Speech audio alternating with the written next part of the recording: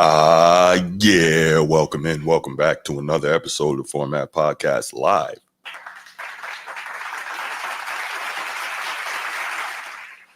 Yes. So this week's been a crazy week in terms of when I'm dropping shows and when I'm giving you guys the content that I normally do. But things come up, and then you got the holiday week and all this kind of stuff going on. And so I wasn't sure what my schedule is going to look like later today. Today is Wednesday, obviously, day before Thanksgiving. So I wanted to make sure that I got on here and gave you guys the content that you normally get from me. Excuse me, on a Wednesday. So I said, all right, let me get in here early. Let me go ahead and deliver this and drop the show. So that's exactly what I'm going to do.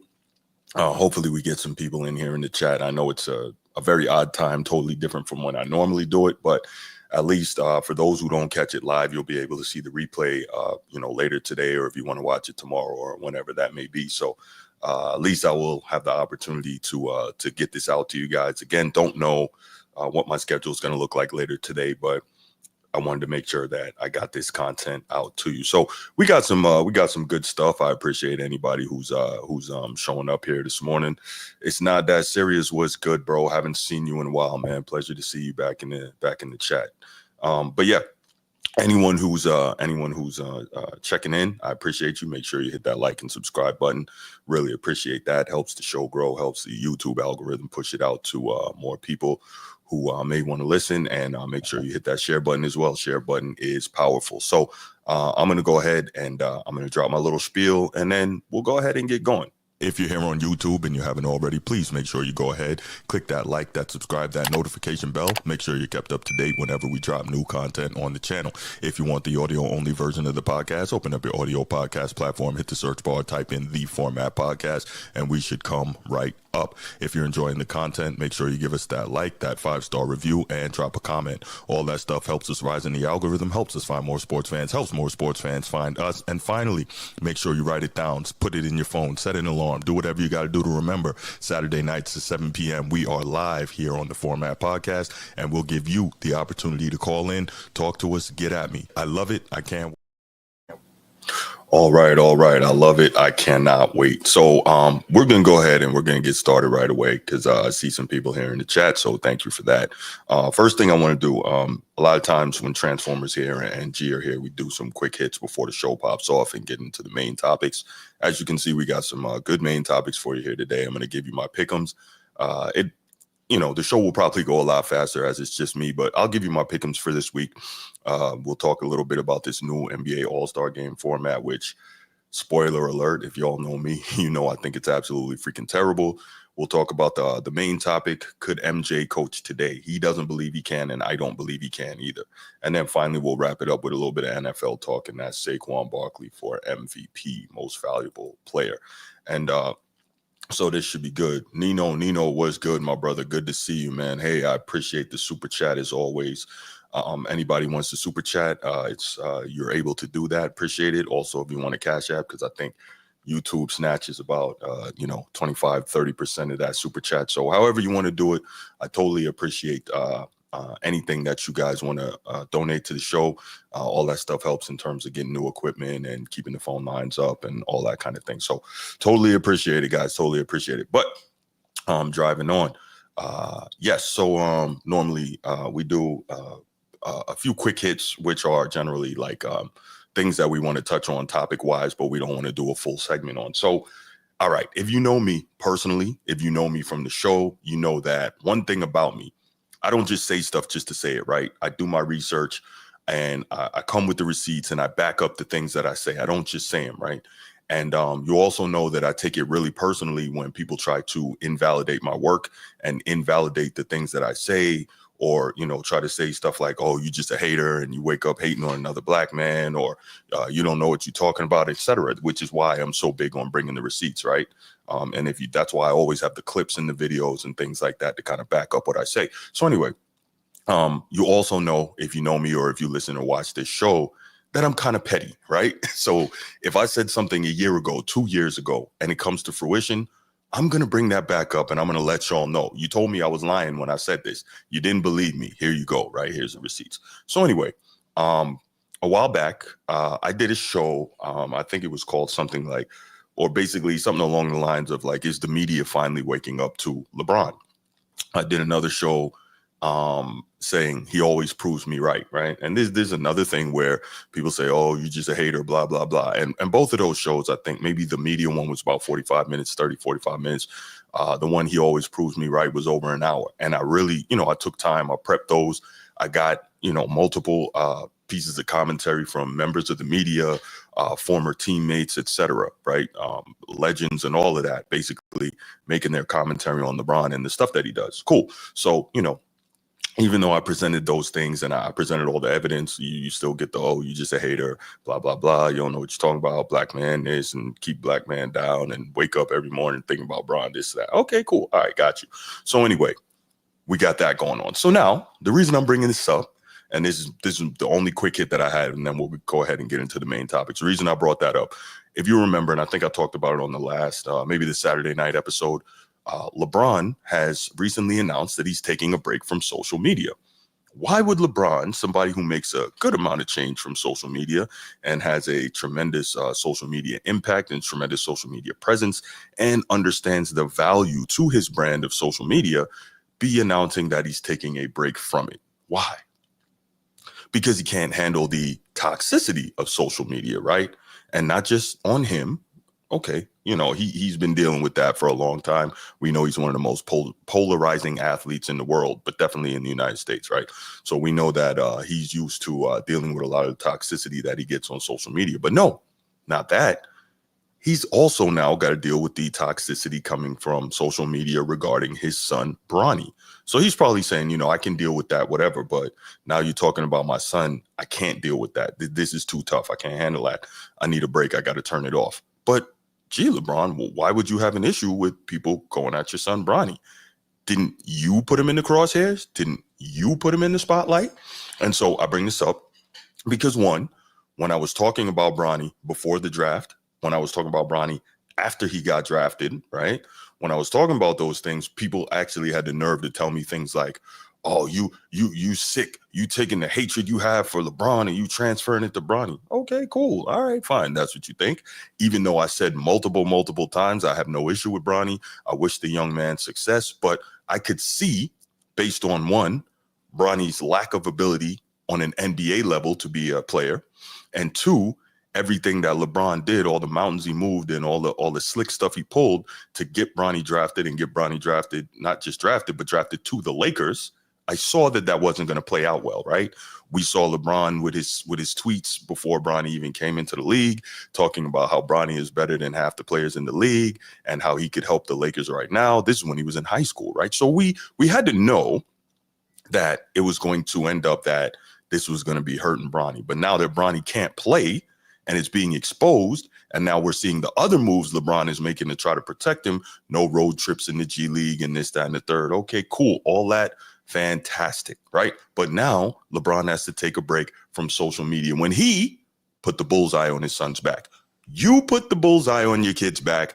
Now you're mad that people are talking about it. But here's the bigger thing, right? And here's the thing where I'm coming back to be petty today, is when I said that the media was waking up to LeBron, and I was pointing out different instances where the sports media, who has been lifting LeBron and playing the clutch game for all these years, right? When I pointed that stuff out, and then, I had the receipts, I had the clips, all that, people was telling me, oh, I was just hating, I was using selective clips. But now you're seeing instances where members of the media all over the place are now forced to be honest when it comes to LeBron and Bronny. Why?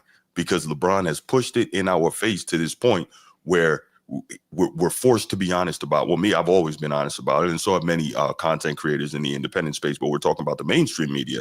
Now they're forced to be honest, and you can see that it visibly pains them to do so. Brian Windhorst, Kendrick Perkins, Stephen A. Smith, among others, right? They have to admit the truth about this whole thing, or they will be seen as total laughingstocks and nothing they say will have any credibility or validity going forward. They have to, and it hurts. And I love it. I'm here for it. And if you don't believe me, you can just go back and watch the episodes I have on here asking, is the media really waking up to LeBron? And also asking, and also the one saying that all you have to do is sit back and wait. This is what I said. Okay, you don't believe me about LeBron? That's fine. All you have to do is sit back and wait, and he will eventually prove me right. And again, it's happening. And I love it because I'm petty and I don't make stuff up. And I love being right. And I say what I say, and I have the information to back it up. So that's me. All right. Quick hit number one, done. Well, that was the only quick hit. So quick hit's over, but let's go ahead and move right into the first topic of the show. The show will probably go pretty quickly today. I will open up the phone lines at a couple of points here and see if anybody wants to reach out and give their commentary. But the show will go quickly. Number one, I got some things to do this morning, but even beyond that, it's just myself giving my thoughts. So it won't be much debate or pushback. Well, not any, right? Because Transformer's not here and G's not here. But we'll be back with you on Saturday. Regardless, let's go ahead and get to this Week 13 NFL Pick'em. I know you guys have been getting used to that on Wednesdays. And so here I am to deliver it. So obviously we got a kind of different NFL schedule this week. Tomorrow's Thanksgiving. Happy Thanksgiving in advance to everybody. Hope you guys celebrate a happy one, a safe one with your families and all that. Okay, cool. Or friends. But anyway, so we have 3 Thanksgiving games. And obviously we have the two mainstays on Thanksgiving, the Dallas Cowboys and the Detroit Lions. And then we have a third game. So first game is going to be Chicago Bears at Detroit Lions. Now, the Bears, in fairness, have been playing better since the removal of Shane Waldron as OC. That's generally something that happens, but they're about to run into the buzzsaw. And for the life of me, I cannot see Chicago winning this game. This is a pretty easy one. I talked about it on the show yesterday, the wrap up. I love the way Detroit can beat you, which is they can beat you in any way, much like Kansas City, right? They can beat you close. They can beat you with defense. They can beat you with offense. They can light you up. They can run the ball. They can throw the ball. They really don't seem to have a lot of weakness. It's just a function of can they and will they get over the hill this season. So this is an easy one for me to pick, and I'm going with the Lions. All right. Next game. And there's a lot of division games this weekend real quick. So division games may seem easy to pick, but then you also got division games are always funny because the teams know each other extremely well. They're rivals, et cetera, et cetera. But this should be an easy one. I got Detroit winning without too much difficulty. I got them winning going away. But at the same time, man, some of these games end up a lot closer than you think, like Chicago and Minnesota last week. But I got Detroit here. I want to say they're clearly the class of the NFC, man, but with the way the Eagles are playing right now, the Eagles are right there with them. But that's a different thing, and we'll get to that down the road because, barring injury, I think that we can hopefully expect to see that matchup in the playoffs, hopefully in the NFC Championship game with the conference on the line to go to the Super Bowl. All right, New York Giants, Dallas Cowboys. Cowboys aren't playing well, but they got a much-needed win at Washington last week, surprisingly. I picked Washington to win that game. They need to be ashamed of themselves and letting the Cowboys win. But the Giants are even worse. And so Dallas can get another win and feel good about themselves. They're going to host this game, as they do, on Thanksgiving Day, and the Giants are just bad. I can't imagine they're going to go in there and win this football game, so I got Dallas. Miami and Green Bay. This is a good one. I think this game will be competitive because Miami is I'm looking at Miami. They're playing a lot better since Tua came back and got back into the flow, and they are fighting to see if they can't sneak into the playoffs. The problem is in the AFC, man, the race is so tough, and that they really kind of got behind the 8 ball when Tua was out with the concussions. So for them to really get that final seed, which is likely what it would be if they got in, would be very, very difficult. And here's the other problem. They're going to Lambeau Field in late November, and we already know the book is out on Tua. The book is out on Miami. They do not play well in the cold. Tua is a Hawaii guy, went to college at Alabama, spent his entire career at Miami. Now, that might be a narrative, but the empirical evidence is there. This guy is terrible in cold weather, and I don't think he's ever won a game under 45 degrees, right? So, I mean, that it is what it is. Now, the great Nelson Mandela once said, everything seems impossible until it is done. But until this is done, I'm going to go with Green Bay in this one. But we might have a shootout here. Who knows? But here's the thing, right? What I don't understand about Mike McDaniel, he knows what the narrative is about his team lacking toughness because they got all that speed on the outside. He knows what the narrative is about his team being unable to play in the cold. But guess what? Here's the deal. Run the ball, stop the run. Mike McDaniels is a very talented designer of run game, right? He came from San Francisco with Kyle Shanahan, who is also an outstanding designer of run game. But I believe when Mike McDaniel was in San Francisco, he was Kyle Shanahan's run game coordinator. So we know that he can really design up a run game. So I'm not sure why, when the weather gets cold, you don't scale back that high-speed passing attack and really concentrate on dominating on the ground, get that going, and then maybe you could play a little bit more off the play action. That would be the smarter way to win, when the weather changes, especially when you have a quarterback that's not capable of playing under those conditions or playing at a high level under those conditions. So I really don't get it, but I guess, you are who you are and you are what your record says you are. And so Green Bay here wins on Thanksgiving night. Okay, Black Friday game. Another divisional matchup. This one will be tough, but we got Kansas City and hosting the Las Vegas Raiders, and I got Kansas City here. They will continue to win. They still don't necessarily look like the Kansas City that we want to see, especially given the caliber of quarterback, the all-time great quarterback they have with Pat Mahomes, and of course the all-time great offensive play caller and play designer in Andy Reid. But Las Vegas, the Raiders don't have a quarterback at all. Their quarterback situation is terrible. They don't have much talent on offense, pretty much relying solely on Brock Bowers. And quick side note, I don't know why they don't get Michael Mayer the ball in the passing game more often, but you got what you got, right? But anyway, they don't have much talent explosively on offense. They can't really run the ball. They don't have much on defense. It's just a bad team. Who knows if Antonio Pierce is going to keep that job after this season's over. I feel like I say that every week, but Kansas City's going to beat them. But I will say Las Vegas is going to play them tough because that's what they're going to do. It's a divisional game, and they have their coach's mindset. I just don't think they have enough talent, and they don't have a good quarterback. So Kansas City wins this one and goes on to I believe 11-1. So, there you go. Continuing their march towards attempting to get a three-peat. All right, the Sunday slate.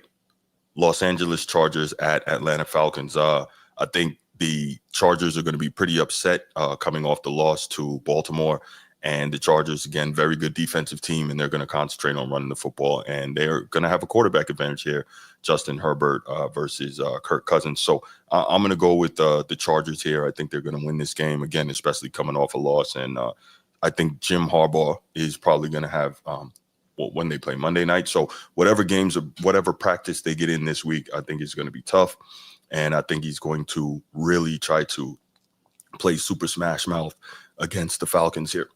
Excuse me. I think he's going to try to play Super Smash Mouth against the Falcons here. And I got the Chargers winning this one. All right. Pittsburgh at Cincinnati. Tough game. Another AFC North divisional tough matchup. But I'm going to go with Cincinnati here. I'm going to go with the upset. Pittsburgh, obviously, they lost to Cleveland, last Thursday, I believe, And so I am going to go with Cincinnati here. Joe Burrow needs this. Joe Burrow's been playing lights out. He really has. But, the Bengals haven't been able to come away with the wins. I don't think they'll be able to make the playoffs this year.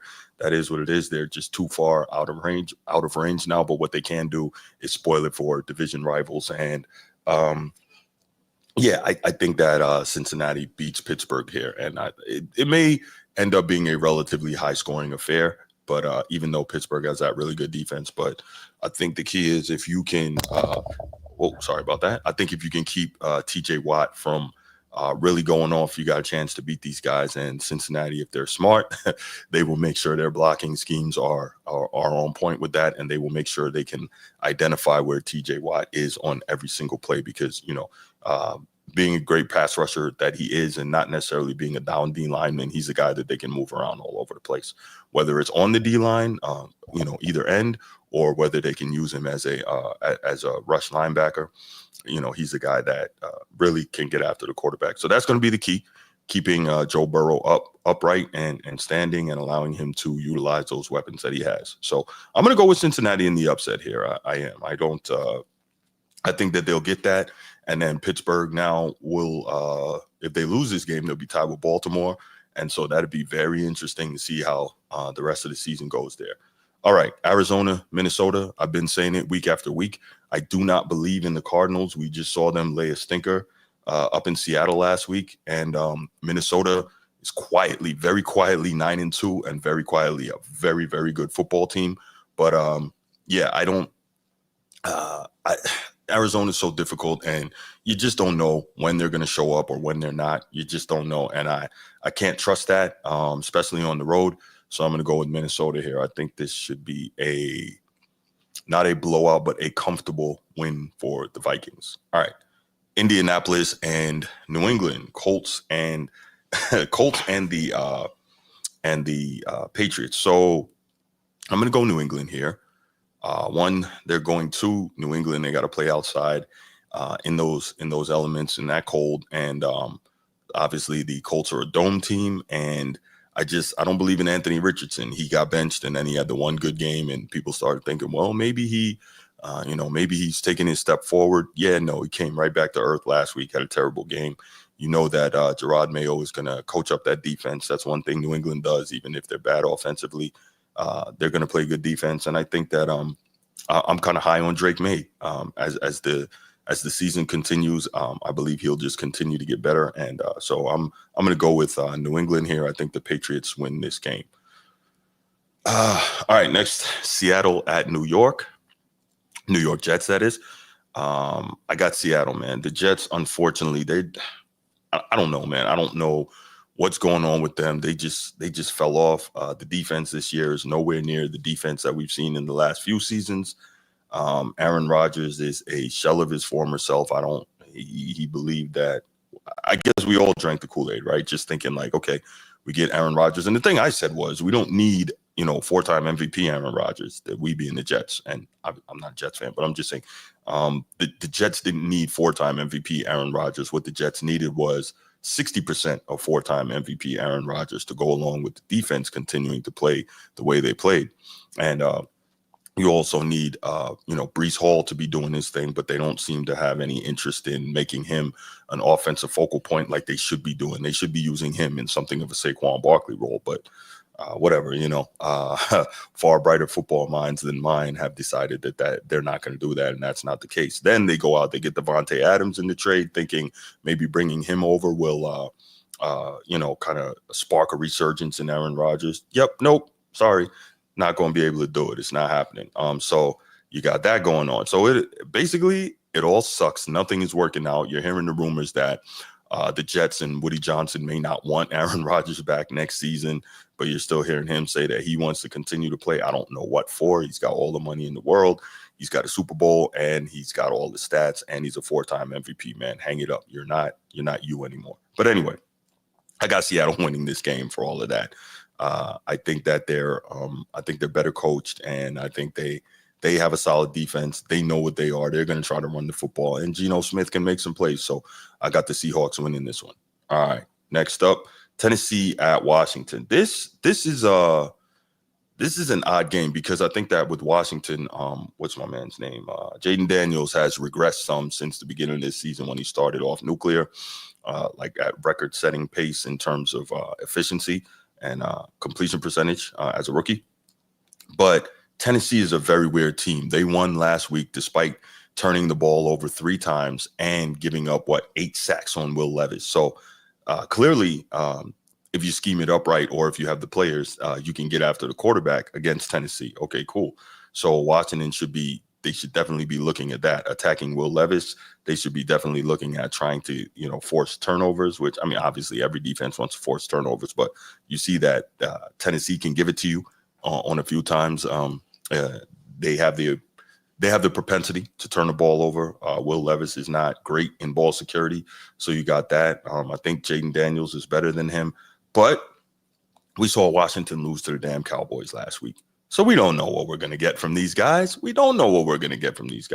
Some people are going to say, well, that's just a division matchup, blah, blah, blah. It is, but the Cowboys are bad. That's not supposed to happen. But then you could say the same earlier in the year. Was it the Browns beat the Ravens? The Browns also beat the Steelers. So these divisional matchups are always wonky, right? But I am going to go here despite my better intentions. I think I'm going to go with the Commanders here. Not by a lot, not a lot of confidence here, but I just think Tennessee is bad. All right, next up, Houston at Jacksonville. Jacksonville, terrible football team. Houston, trying to maintain a grip on the division so they can be assured of that playoff positioning, not playoff positioning, but entry into the playoff. And I think Houston comes here to Jacksonville, and I think they beat the Jags. Jags just aren't good, plain and simple.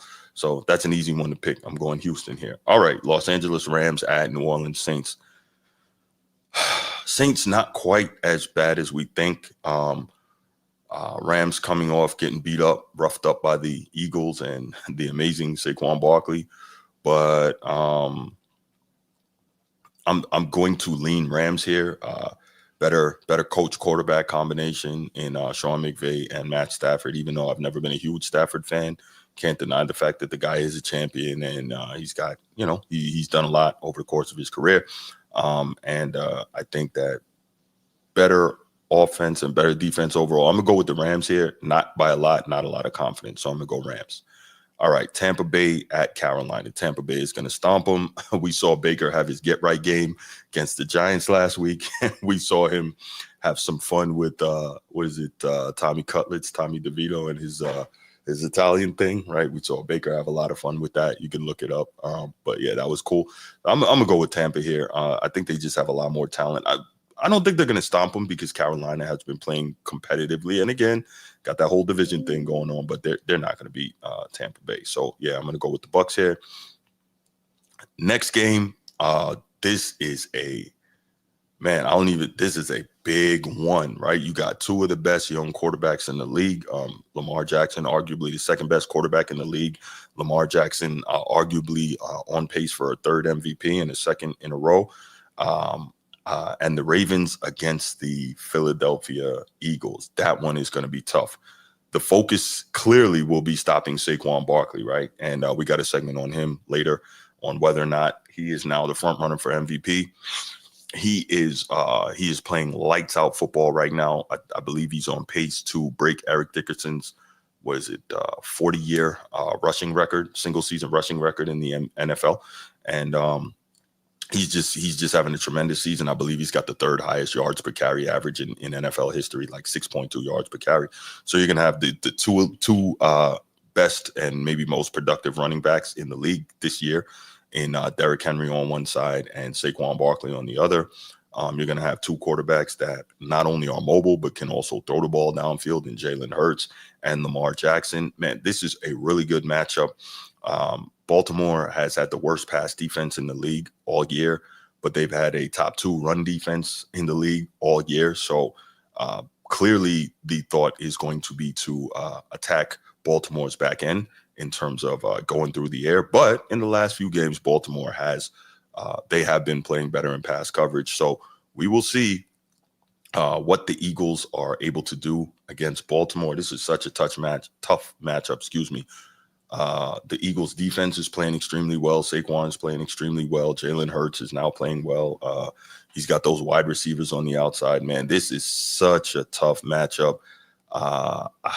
Man, I'm not trying to be a homer, but I think that Lamar Jackson he's such a great regular season big game player. He's a tremendous regular season big game player. We have yet to see that level in the playoffs, and that's something different, but he's an incredible regular season big game player.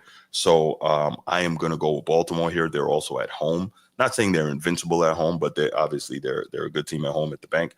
And yeah, I'm going to go with Baltimore here close. This is going to be a really good matchup, but I think that if they can contain Saquon, which again, a top 2 run defense in the league all year, if they can contain Saquon, then they have a legitimate chance of winning this game. And I think that they will be able to do that. So, and again, if Todd Monken can keep it simple, and not be out here going crazy and trying to get cute, the Ravens got a very good chance of winning this game. So I'm going to go Baltimore close. All right, San Francisco 49ers and Buffalo Bills. San Francisco is just beat up. They are hurting badly. I'm going to go with Buffalo here. Josh Allen is another guy in the MVP race, quietly playing some of the best football of his career. What's Buffalo 9-2 now? 8-2, 9-2. Let's see real quick. Buffalo, there you go, 9-2. And they are one of the best teams in the AFC very quietly. Nobody's talking about them. And I'm sure inside their locker room, they're playing that, that disrespect card. But, it's okay. But yeah, I think Buffalo wins this one. This is just a tough season for San Francisco. And that window, that Super Bowl window may be closing on them in terms of guys getting older, guys getting injured. And of course, you got to pay Brock Purdy after this season. So you got a lot going on in terms of trying to figure out how you're going to do it. Obviously well coached, but the manpower issues are just killing them. So yeah, I'm going to go Buffalo here. Obviously prior to the season starting, this would have been a game that people looked at and really, probably would have circled, which is why it's in that Sunday night slot on Peacock. But yeah, I'm going to go Buffalo here. I think they win, and I don't think they have too much trouble. Again, not a blowout, but a solid win. And finally, the Monday night game, Cleveland Browns at Denver Broncos. This is interesting because both have really good defenses. What's his name? Bo Nix is really playing some good, solid football, not turning the ball over a lot. Really not going downfield that much, but that's not the offense that Sean Payton is running with him right now. Sean Payton and Bo Nix really clicking. Bo Nix is playing the kind of football schematically the way Sean Payton wants it played. And Denver is also, excuse me, not one of the best running teams in the nation, but in the league, but they are making that concerted effort to consistently run the football. So this is a good football team. Cleveland is another one that is capable of winning these games, but you can't count on them to do it. I'm going to go Denver here. All right, so there you go. Your Week 13 pick'em. That was an easy one. That was quick. Week 13 pick'em is complete. I don't know if you guys wrote all those down, but those are what I got. I'm going to go ahead and open up the phone lines in the event that anybody wants to call in, add anything that they have in terms of any differences that they had with me and some of the picks that I've made this week. 904-219-8264, 904-219-8264. We'll take one or two calls if we get any. Keep that pretty simple, and then we will keep this train moving. Water break.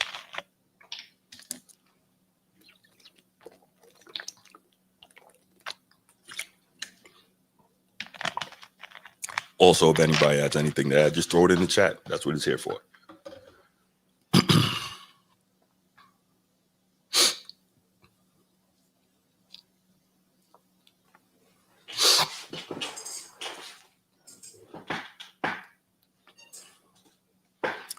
Okay, so we'll go ahead. From here, we will move right to the next topic, moving right along.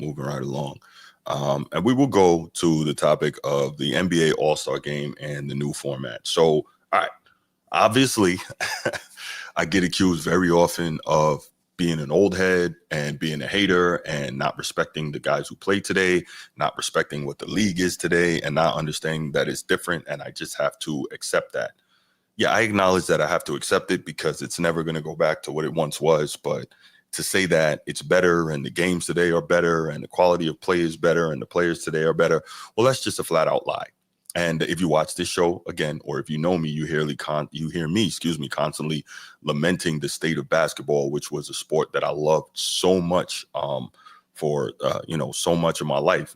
Basically from before I hit double digits in age, all the way till I was probably like 30 years old, 35 years old. And football always came second to me. But then when I saw what was happening to basketball, that actually flipped. So now for me, it's NFL and college football and then basketball after that, right? So especially, you've seen the way college basketball has gotten watered down. The best talent is out very quickly, even if they go. So it's very hard to, stay engaged with basketball players in college or basketball teams in college. And then, you see with the NBA consistently getting younger and younger, the quality of play is actually worse because the guys don't understand the game as well. And then you have coaches and analytics people who have dumbed the game down to basically dunks or three-pointers. So you got every game darn near turning into a three-point contest with NBA teams averaging 35 to 37 three-point attempts per game. That's not basketball. It's a three-point shootout. Then on top of that, you got guys making such exorbitant amounts of money. And again, I'm not I'm not hating on anybody getting their money. I get that. But when guys are making that much money, it's so difficult for guys to have the competitive fire and the competitive nature of yesteryear. That doesn't seem to exist anymore. Guys want to team up. Guys want to be buddy-buddy. You have all this going on, and it has decreased the quality of play. Also, you have defense, which has effectively been legislated out of the game. No more physicality, so guys can pretty much do whatever you want. So you have all these inflated statistical production from these so-called great all-time offensive players. Then you have the officiating, which is terrible. Guys literally being allowed to carry, guys being allowed to travel. So you have all this stuff going on, and yet, you know, the younger fans are trying to convince me that this is a better product. Well, it's not. It's not. And that's not me hating. Again, that's me having the benefit of multiple decades of sitting back watching the NBA to be able to use as reference points, right? Okay, cool. So you got all that going on. Now I'm going to say something else that I'm sure will be taken as hating, but I'm used to it and I don't care, because we can look at the evidence there, whether you view it as empirical or circumstantial, the evidence is there. And what am I referring to? I'm referring to our guy again, LeBron James. And is it coincidence he entered the league in 2003, and since about 2004, 2005, the quality of play has consistently decreased? Is it coincidence?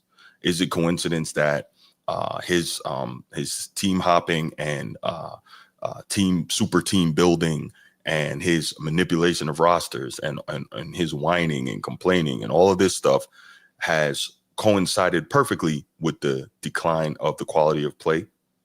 Is it a coincidence? Is it a coincidence that his presence and all the stuff he does has coincided perfectly with the decline in the quality of play of the All-Star game? Is it coincidence? Is it? Is it coincidence that his refusal to compete in the NBA All-Star game has made it cool and acceptable for other elite athletic players in the league and high flyers to not compete in the NBA All-Star game, thus making the All-Star game basically an afterthought of All-Star weekend when previously it was, you know, the glamour event? Is that coincidence? Is it? Is it? Now, you're going to call me a hater for saying that, but it all lines up perfectly with LeBron and his influence on the league. Just something to think about. You can argue all you want, but it's all there. Anyway, here's the deal. So the All-Star game for the last few years has been absolutely horrendous, you know, and that basically that comes to last year where I think combined the All-Star game scored over 400 points, right? No NBA game should have over 200 points scored for any team. That is absurd. That's absolutely absurd. What does that mean? Guys weren't even trying.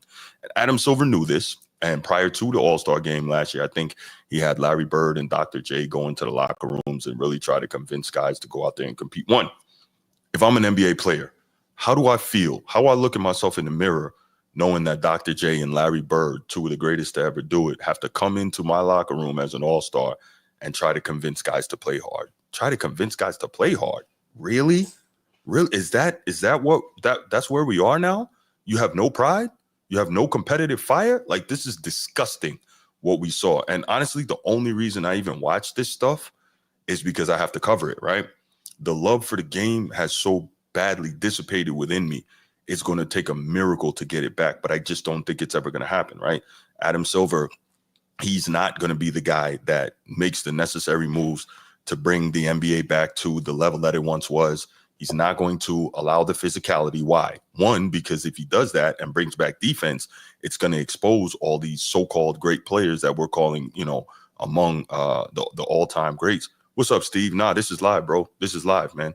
You probably didn't catch the beginning, but the reason I'm on it so early is because I had a lot of things going on and stuff probably going on later for the holidays, and I wasn't sure I'd be able to get on tonight. So I wanted to make sure I dropped you guys some content here on Wednesday like you used to. So I appreciate you stopping in, brother. Yeah, so when it comes to Adam Silver, I think he's probably the worst commissioner in sports. He's too much in bed with the players in terms of trying to make everybody happy, right? He's that parent that gives the kid ice cream for breakfast, right? And then gets mad when the kid doesn't know how to act, right? You can't not have any discipline. You can't not set guidelines. You can't do all these things and then expect that you're going to have the product that you want, man. You cannot allow the players to run everything and expect that you're going to get the product that you want. That's not how things work, right? And that's not how intelligent people move. Now, One thing I will say, for all of this complaining I'm doing about the league, and not just me, a lot of people, for all of this, we can say that the league continues to make money. This last TV deal was 11 years, $76 billion. So clearly people are watching. Or the TV deal is just a function of like, you can't not have live sports, right? If you're a TV carrier. Now that said, here's the flip side of it. A lot of the money that the league is making, because it's not making that much money domestically, because college football and the NFL are running laps around it as a domestic product. But guess who is the largest consumer of the NBA globally? China, right? So they're making tons of money in China. They're making a lot of money in Europe, and now they're really starting to get into mining Africa, both for players and for, fan engagement. So that's why the NBA is so invested in this global game, because of the money, because they know that they have fallen well behind domestically. So if you've fallen behind domestically, you got to get it internationally. And the NBA has done a great job of doing that. I can't front on that. But Adam Silver is still the worst commissioner, because he's following through on David Stern's dream of taking the game global and really expanding it on that front, which he's continuing to do a tremendous job. He's also allowing the product to turn to garbage. And so that is what that is. Anyway, back to the All-Star game. So Adam Silver and the league and they've been trying for years now to figure out, how do we make the All-Star game relevant before it ends up like the NFL Pro Bowl? How do we make people care about the All-Star game again? How do we make these players care about the All-Star game again? I think Shai Gilgeous-Alexander, last year, they asked him, like, how do you do that? And he suggested some type of monetary prize. I'm like, really? You're already making tens of millions of dollars every season, and you got the nerve to say a monetary prize? If there's another prize, you're not going to play any harder. You just don't want to, right? Steve said this comes down to the ideology of how hierarchies within institutions work. The current NBA has no order, meaning that. Correct, Steve. Absolutely. The players are running the league. Yup. And I agree with you 1,000%. That's why I think Adam Silver is a terrible commissioner. Now, does he have to be like Roger Goodell? Not quite. But David Stern, I think, was the best commissioner in NBA history. Some people say, and there's some truth to that when did David Stern become the commissioner? I want to say 84. So he basically caught lightning in a bottle, right? He walks into the league as a commissioner when Magic and Bird are at their peak.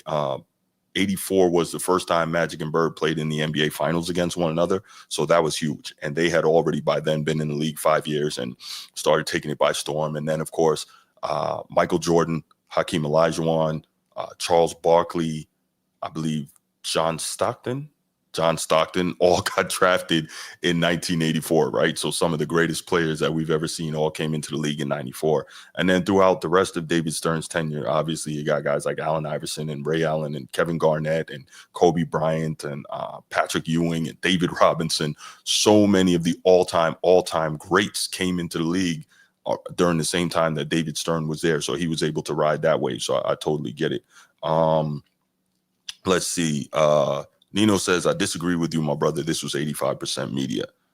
Not really sure what you mean by that. You could put it in the chat. And if you can, once I open up the phone lines after this segment, you give me a call and let me know. I disagree. This was 85% media. Not really sure what you mean. But at the end of the day, I just think the league and the All-Star game is in a terrible place. So anyway, Shai Gilgeous says, offer some higher level monetary compensation. He didn't use those words, basically like more money for the winners. And nah, man, you already getting tons of bread. We shouldn't have to pay you even more to try and get you to want to compete. But again, I will bring it up. LeBron James has definitely played a major role in removing or reducing the level of competitive fire and competitive fervor in the NBA. There's no question about that. Let's see. Steve says the players should be subordinates. The coaches can't coach. Players are making so much money. There's not leverage on behalf of the franchise to impose order. Correct. Now, the NBA has always been a players' league, but not to this point. It was only like a few players who were like superstar level, your Magics, your Birds, your Jordans. And most of those guys didn't even really flex unless they absolutely had to. You almost never saw it. But again, that's also coming from an era where there was order throughout society on the whole. And these guys, they respected coaches and whatnot, things like that. But that's a whole nother topic to get into. So let's do this. I've been kind of giving the background on why the NBA is so bad and where it is now in terms of the All-Star game and all that. And so there is a new All-Star game format that's come out, which I think is totally absurd. But let's listen to the First Take crew, Kendrick Perkins, Stephen A. Smith, and Shannon Sharp talk about that. Now, I'm going to give you a quick warning. This clip is about 5 minutes long, so just be ready for that. Then we'll come back and talk about it. Then we got another shorter clip from Gilbert Arenas on Gil's Arena talking about the new All-Star layout. I hate it. It's a complete waste of time. I abhor it. I think it's an insult and it's a disgrace to pioneers who have helped elevate the NBA product to what it is. I think it's a blemish on NBA players. I personally have no interest in even being there, and I never speak against the NBA this way. I'm not where I am in my life if it were not for the NBA. The NBA has done wonders for me, and I don't blame the league office for this at all. Kendrick Perkins, Shannon Sharp, y'all are both former professional players. Y'all know what I'm about to say. This is on the players, man. And I've said this on 1,000 occasions, and I've said this on 1,000 occasions, and I'll say it again. This is the ultimate indictment against the NBA players. They play harder practicing in the summer league. Now, what possible excuse could you have for playing harder practicing amongst yourselves in the summer league than you are in an exhibition game where stars descend from all over the country, if not all over the world, to come and watch you play in an exhibition? No, you don't have to go at each other like you do in a regular season. You don't have to go at each other like you do in the playoffs, but you could show some semblance of effort. They don't do it. When they changed the format and had, like a team LeBron versus a team Steph or somebody. Remember in 2018 when the team LeBron won like 148, 145, and LeBron put on the show score with a left hook in the lane for him and KD trapped Steph. You saw the energy, the adrenaline, and all of that other stuff. They cared, and everybody applauded them. And what did they do? They went about the business of rewarding the fans after that by basically, figuratively speaking, giving them the finger. They haven't given a damn about the NBA All-Star. And Adam Silver and the NBA league office has tried everything, conversations with everybody and their grandmother about modifying this because he has spoken out against it. Former players have spoken out against it. Hall of Famers have spoken out against it. Hell, Chris Paul was the executive director of the president of the Players Association. And when he was there in that position, he spoke out against it. It's embarrassing. And the fact that they have to go through this just to gain interest is the ultimate indictment against players who are paid generational money, and you can't show up for an all-star game to show a modicum of effort. It's a disgrace. It really is. Stephen, I don't disagree with one thing that you said. Is it asking too much for you guys to show a little interest? I remember having the same conversation. They did the same thing with the Pro Bowl. And I said eventually the owners and the commissioner is going to get tired of this. You can't play two-hand touch. It's tackle football. And what did they do, Stephen A? They cut it out, and now they have a skills challenge. At some point in time, it's not asking you guys to play a little hard with a little effort. I'm not saying you got to play like it's Game 7. Hell, I'm not even saying you got to play like it's Summer League. But you got to give us more than this. 200 points in an NBA game when everything is a three or dunk. Ain't nobody trying to do anything else other than shoot a three or dunk the basketball. It's embarrassing. And if you're a current player that went to the All-Star game within the last 5 years, this is on you.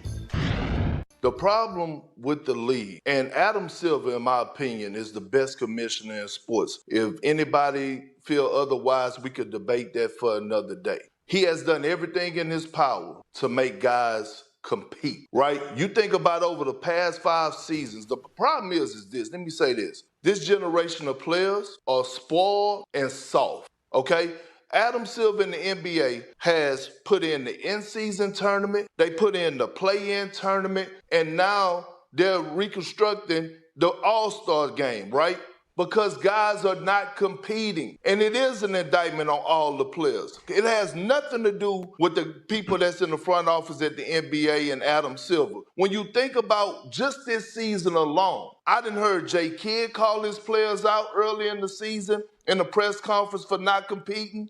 I done heard J.J. Redick. He just called the Lakers out, said the spirit was there, the lack to compete was there.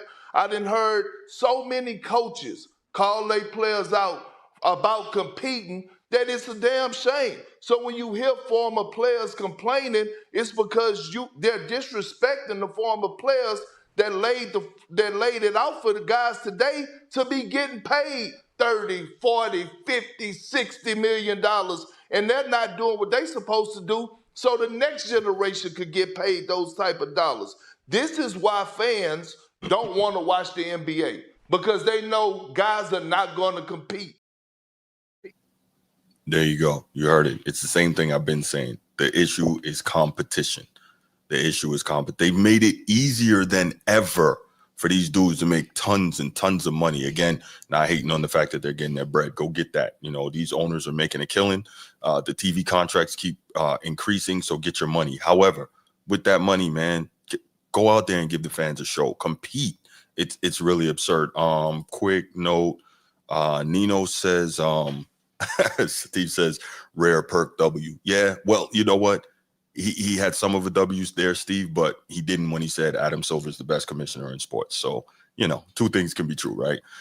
So when Nino said earlier, he said this was 85% the median. We asked him to expand. If you didn't see it, he expanded in the chat. And he says, I wanted to respond to this. It was the media that started saying they only care about and judge players by rings. That started to water down the regular. They started downplaying the regular season. So here's my deal. Two things can be true. I always say that. There is some truth to that, Nino. But it's not about that for everybody. I think what they were doing, first of all, if you've been around this show for a while, you've heard me say time and time again that it's a lazy argument to boil down this faulty, fake GOAT debate just to rings, 6-0, 6 MVPs. Nah. Way more to it than that. Michael Jordan. Anyway, we're not going to get into the GOAT debate. But the point is, you've heard me say multiple times that it's super lazy to water it down just to 6 rings, 6 MVPs. Cool. But 6 finals MVPs anyway. But no, here's the deal. It's not that the media watered it down just to that. But what happens is when you have a debate for the so-called greatest of all time, then you start having to, these things have to matter, right? There's no way that you could say, what's an example? A lot of the older people, right? People older than me and the generations prior to me will say that Wilt Chamberlain is the greatest of all time. They said, boy, you don't know how incredible Wilt was, right? And if Wilt wanted to, he could have put like every stat that they were keeping at the time out of reach, right? I think they said that if they had kept blocks, he would have averaged like 8 blocks for his career or something absurd like that. But anyway, the point is, there are people who say that, but why don't we say that about Wilt? Very simply because he didn't win enough. And when you're that great, all these things start to come into the mix. It's not only about rings, but they're going to say that he didn't win enough. So we can't necessarily boil it down to, oh, the media is just saying it's all about rings. No. Because to get to the ring, right, you have to do all the other things. So you know that Bird and Magic and Mike and Zeke and all these dudes, they wanted the ring bad as hell at the end of the season. But they also knew what it took to get there. And they cared about not just getting the ring at the end. I mean, that was the ultimate. That was the end all be all. But they also cared about being the best possible players that they could be. They cared about, if I'm Bird, they cared about when I go up against Magic, I want to show everybody I'm better. And Magic, was feeling the same thing about the Bird. I want to show everybody I'm better. You can, if you read the book When the Game Was Ours, or you read the book, what is it? Is it Showtime by Roland? No. But anyway, there's a few different books I've read about Magic Johnson. And Magic Johnson won the MVP as a rookie, right? Not the MVP, I'm sorry. He won the finals. He won the championship as a rookie, right? Walked in. We all know the story. Game 6, Kareem is down 42, 15-7, wins the championship as a rookie. And that's great because these guys love winning. But he was still burned up that people thought Bird was better than him and that Bird won Rookie of the Year. He thought he should have got it, right? So it's not just about rings, and the great players know that. The great players cared about the competition. I want to show everybody I'm better. I want to beat that guy. That doesn't seem to exist anymore, even though those guys were getting a ton of money at the time, relevant to cost of living and what life was back then. Anyway, back to this NBA All-Star Game format. Perk, Stephen A., Shannon, they all said it. If this keeps up, Shannon made a very valid point. If this keeps up, the NBA All-Star Game is eventually going to go the way of the NFL Pro Bowl because nobody's going to watch. No one's going to care. And that's just going to be such an embarrassment on the league. Stephen A. said it right. It's an indictment of the players and their mentality.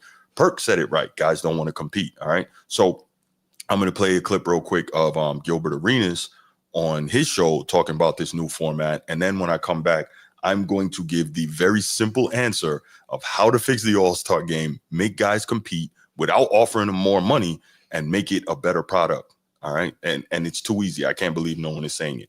Shams is reporting the NBA is considering a new format for the 2025 All-Star Game at the Chase Center in the Bay Area. So it'll be a new 4-team tournament for the 2025 All-Star Game. Consists of 3 teams of 8 All-Stars each and the winner of the Rising Stars game, sources said. League officials discussed the concept in a competition committee meeting this past Friday. So there will be still 24 All-Stars selected, 12 from each conference. The 24 All-Stars will be broken up into 3 teams of 8 players each and will also include the winner of the Rising Stars game to create a 4-team tournament. They had this format in the Rising Stars game, right? It wasn't the worst, but... The fuck is the Rising Stars in there for?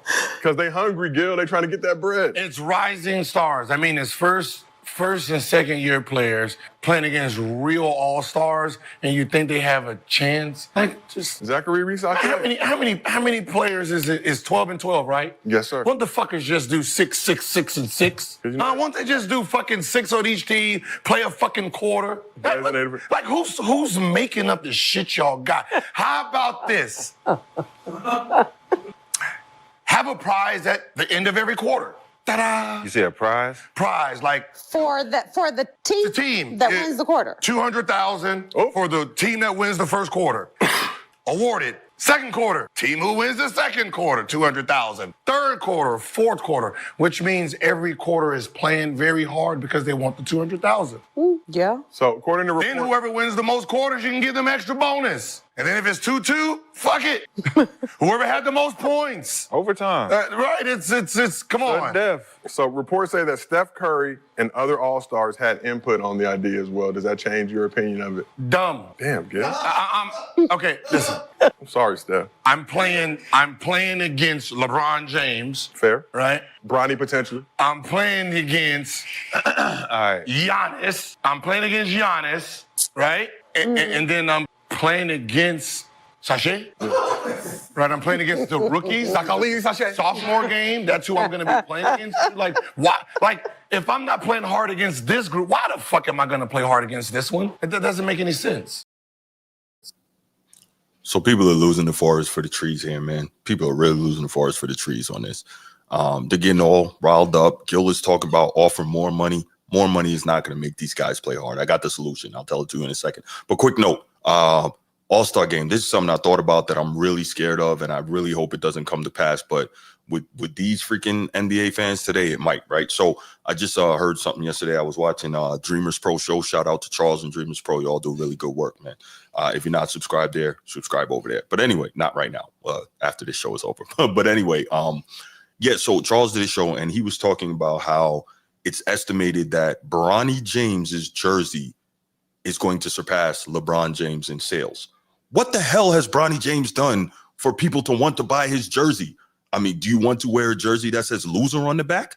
Do you want to buy a jersey that says bum on the back? Because that's what you're essentially doing if you get a Bronny James jersey. What the hell is wrong with you? Like, what is wrong with these people? This is what I talk about. But I'm the hater. But I don't know what I'm talking about. But Bronny James's jersey is about to start, is estimated to outsell LeBron. That's crazy. But anyway, here's the deal. Why I brought up Bronny. If his jersey is about to do that, does anyone think there's a legitimate chance that these crazy people could vote him into the All-Star game?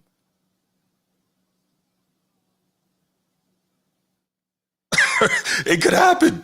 It could freaking happen. And if that, man, look, if that happens, I don't even know. Again, that would be a dream for Nike and a dream for the league, but it would be so utterly disgusting for him to take a slot from someone deserving because these idiots out here, all these people who want to buy his jersey say, you know what, let's vote Bronny into the All-Star game. I don't even know what I would do. I don't know what I would do. Well, I know what I would do. I would have to watch it and I would have to cover it, but it would be absurd. It would be ridiculous and it would be disgusting. And I would expect nothing less from the modern NBA fan. It would be terrible. You laughing, Nino? You laughing, but I mean, there's a legitimate possibility that this could happen. All right, back to the topic, and I'm going to give you my solution for fixing the All-Star game. Then I'm going to open up the phone lines. Hopefully I get a couple calls on this one. All right, here it is. Very simple. Do it like baseball. The winner gets home court advantage in the finals. Oh my gosh, this is so freaking easy. Winner gets home court advantage in the finals. You don't think dudes are going to play hard for that? It's not money that's going to make them play hard. It's that they don't have the competitive fire, but they will play hard for that because most all-stars, there's a few that are not, but most of them are on good teams. And if they can get home field advantage, home court through the play in the finals, they would play hard for that. That's what you need to do. It's that simple. I don't know why nobody has brought this up. I don't know what the hell Steph Curry and whoever the other players are that said, let's come up with this crazy new 14 tournament format crap. I don't know what's going on here. Man. Yeah, Steve. Yeah, man. Steve says, I'll never be surprised on how insane the cult of LeBron can be. This very well may be a possibility to see Bronny in an all-star game. That would, again, I used to love basketball, especially the NBA, so much. It would really hurt me if I saw that. And that's how we would know it's all phony. It's all phony. All right. But anyway, back to what I was saying. Yeah. Home court advantage in the NBA finals to the winning conference. That's how you do it. That's how you fix the all-star game. That's how you make guys play hard. That's simple. We don't come up with stupid new formats and stupid new concepts and try to throw it up against the wall and see if it sticks. It doesn't work. That whole taking it to the park, Team LeBron versus Team Giannis, you guys pick your teams and televise the picks and all that. No, that didn't work. Then you went back to the regular thing and you begged the legends to go in there and talk to these guys and beg them to play hard. No, that didn't work. Now you come up with this 4-team crap. That's not going to work either. Home court advantage in the NBA finals for the winning conference. That's going to get it done. All right. I'm going to go ahead and I'm going to open up the phone lines right quick. Kevin Jones, what's up, my man? Yeah, absolutely, bro. Absolutely. Let me throw your comment up here. Yeah, absolutely, Kev. You're right, though, man. If you said it, I don't know if you've said it on this platform before, but, shouts to you for that. It's too simple, and I don't know why the NBA doesn't want to go to that. But anyway. So let's do this, man. 904-219-8264, 904-219-8264. Somebody give me a call. Give me your thoughts on this, man. I'll wait a couple minutes. I will take maybe 2 calls if I have them, and then I'll move right on to the next topic, and we will keep it rolling. But yeah, this is I don't know, man. This seems too easy to me, but I don't know. I guess smarter minds than mine, tried. But anyway, let's take this call. Format Podcast. Steve, what's up, my man? How you doing? I'm blessed, brother. How are you? I'm maintaining. What you got? Well, I can't take up too much of your time because I have an appointment here to cook my fellow old men in our basketball league here in a few minutes. But I just wanted to call real quick. Yeah. I agree with your perspective on the All-Star game. I think that would be a good idea. Put something on the line where it's like, this game means something. I also had an idea. I don't know if it would be as good as this one, but I kind of thought, now I'm not going to say exactly like the Pro Bowl because I know the Pro Bowl has been watered down and it's also after the season, so it doesn't mean much. But I was also thinking, like, what would you think about the idea of putting the NBA All-Star game at the end of the year? Because these off-season workouts where these guys get together, they play pretty hard. You always hear these pickup games in the off-season where these guys really compete. I was also thinking maybe put the All-Star game at the end of the year after the postseason's finished. I mean, granted, they're probably not going to be as motivated because of, the grind is the grind of the season. So the guys going to be tired out. But my thought process was maybe put the All-Star game at the end of the year where it's like you really have no distraction. You have a full off season to recover. Maybe that would be a decent idea where it's like there's no distraction, because I think in the middle of the season, we all know the saying, the NBA season doesn't really begin until after All-Star break. And there's a reason for it. So it seems like the timing of that game also is a deterrent for these guys really competing, because they do have something at stake the second half of the season. So my thought process was, well, maybe put it at the end of the year. Maybe you'll see that type of competition where it's like, hey, we have nothing to really lose. We have a full off season to recover. Maybe we'll play harder at the end of the year where it's like we don't have to worry about seeding. We don't have to worry about a playoff push. That's all the time. So I like the premise. The only place I got to push back on that is it's hard because the NBA playoffs are like 2 months long, all right? So that's the problem. So, you'll have so many of the guys who will be all-stars, they're broke off, especially the further that they go in the playoff run, they'll be exhausted. They're probably not going to want to do it. So I think there's that, just the sheer length of the playoffs. And then also with the NBA All-Star game being a break in the season, because remember the NBA season is long with the 82 games and all that. So like with football, where the Pro Bowl was, you could do that because they only play once a week, and there's only 16 games at the time. Now you're dealing with the NBA, you got 82. So many of these guys really value that break. Even the guys who are not all-stars, they value that break in between all those games to kind of take a rest, get their bodies in order. And now what is the all-star break? Like 10 days now, right? It used to be like 4 days. Over a week. Right. Yeah, it's a long time. So all these guys are really taking that time to take that break and rest their bodies. So I don't think they would go for it based on that. That's true. Yeah. That's a good point. Yeah. I was shooting from the hip. When I thought about it, I did kind of, I was thinking like, I don't know if that's the answer. It's a possible solution. Ultimately, I think you pretty much hit the nail on the head. You have to make the All-Star game mean something. The only way that you could do that would make, imposing the idea. It's like a home court advantage for the finals is at stake. Yeah. And you would have the guys, the All-Stars that are in the playoffs. They're like, hey, we got to play. I want home field. If we happen to do it, like I want that home field advantage or that home court advantage. Yeah. So that makes sense. Anyway, I didn't want to take up too much of your time. My last thing before I get off here, I tried saying I have to tell the cult of LeBron in the chat, which they're not that active this morning, but it's a little early Kevin for Durant is better than LeBron James. Last night was glorious. I was working like me after a Baltimore Ravens victory last night. It was beautiful. So I meant to respond to that in the chat when I saw it, but I was talking. But I'll say this real quick, Steve. So where you feel like Kevin Durant is better than LeBron because he works him out every time they play him, that's the same way I feel about Jokic and Embiid. You see the parallel there? I do. And in all reality, though, my retort would be, I don't truly believe, like if I'm ranking my all-time top, I'm not putting Kevin Durant above LeBron. I can't. I watched the game. Yeah, you know what I mean? Yeah. I'm just a KD fan.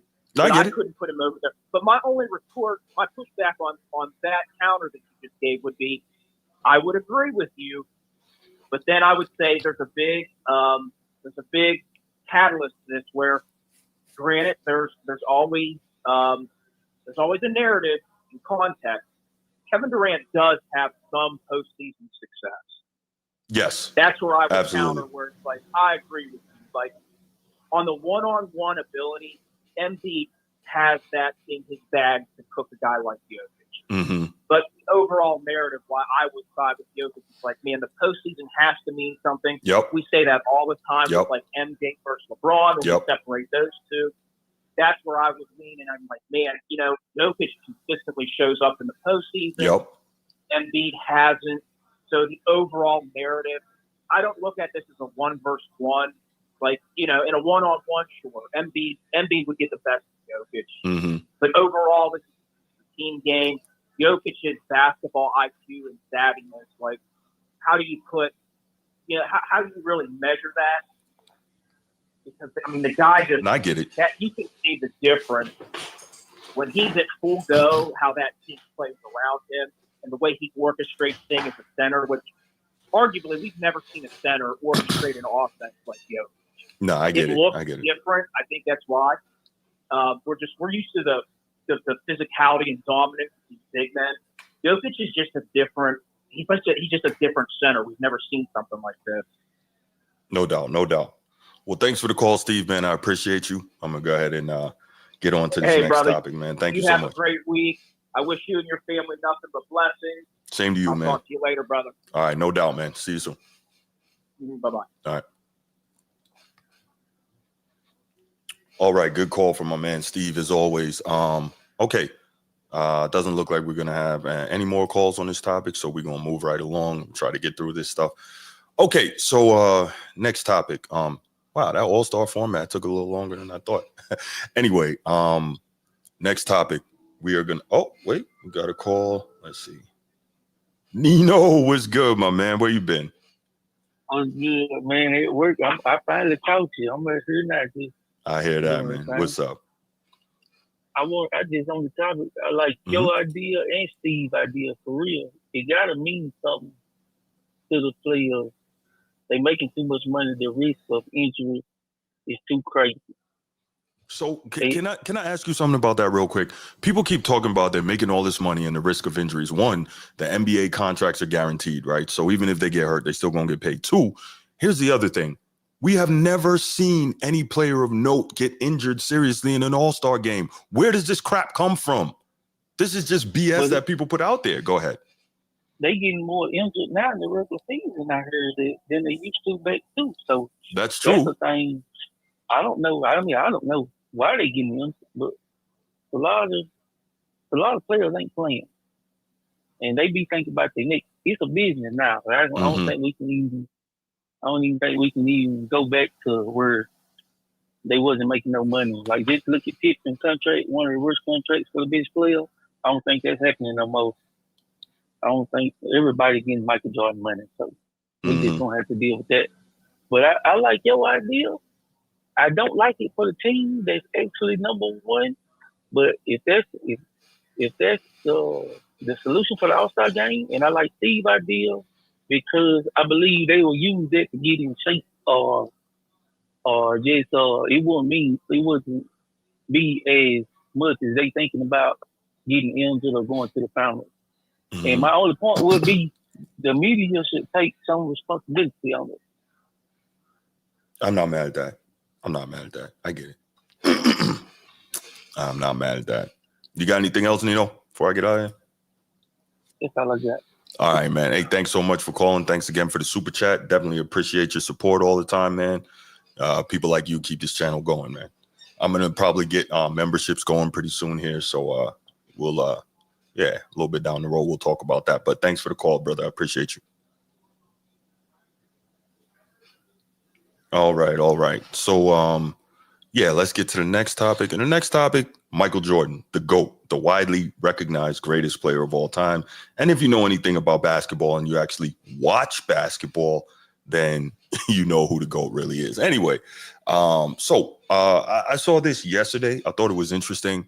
And it just came across my feed because you know your phone, like even if you try to turn it off, your phone is always listening to what you say and always, keeping tabs on what you look up and all that stuff, because that's how it basically hits your news feed with stuff. So anyway, Michael Jordan, the discussion was, well, first of all, we know how great Michael Jordan was, right? We know that the dude was special. We know that he was one of the physically toughest, arguably the mentally toughest, him and Kobe, right? Kobe, Magic, Bird, Isaiah. I would probably put those guys at top 5 mentally toughest players ever.